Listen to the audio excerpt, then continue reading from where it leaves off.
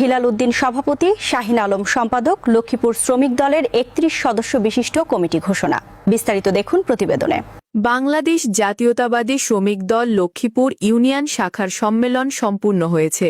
সম্মেলনে সভাপতি হিলাল উদ্দিন, সাধারণ সম্পাদক শাহিন আলম ও সাংগঠনিক সম্পাদক আব্দুল মান্নান প্রামাণিক সর্বসম্মতিক্রমে নির্বাচিত হয়েছে। আজ শুক্রবার ১৭ অক্টোবর বিকেলে লক্ষ্মীপুর ব্লু স্মৃতি গ্রন্থাগারে কার্যালয়ে এই সম্মেলন অনুষ্ঠিত হয়। সম্মেলনে সভাপতিত্ব করেন মোহাম্মদ হিলাল উদ্দিন। এ সময় প্রধান অতিথির বক্তব্য রাখেন উপজেলা বিএনপির সাবেক সহসভাপতি রবিউল ইসলাম রবি।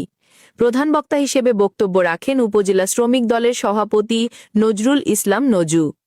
লক্ষ্মীপুর ইউনিয়ন বিএনপি সাধারণ সম্পাদক মোহাম্মদ বাবুল করিমের সঞ্চালনায় এ সময় বক্তব্য রাখেন উপজেলা শ্রমিক দলের সাধারণ সম্পাদক শফি উদ্দিন শফি, লক্ষ্মীপুর ইউনিয়ন বিএনপি সভাপতি কামরুল ইসলাম ঝন্টু প্রমুখ। উক্ত সম্মেলনে পৌর কৃষক দলের আহ্বায়ক বি.এম. বাবুল হোসেন, দেবত্তর ইউনিয়ন শ্রমিক দলের সভাপতি আরজু হোসেন, সাধারণ সম্পাদক জহুরুল ইসলাম, দপ্তর সম্পাদক সবুজ হোসেন সহ বিভিন্ন ইউনিয়ন শ্রমিক দলের সভাপতি, সম্পাদক সহ নেতৃবৃন্দ উপস্থিত ছিলেন।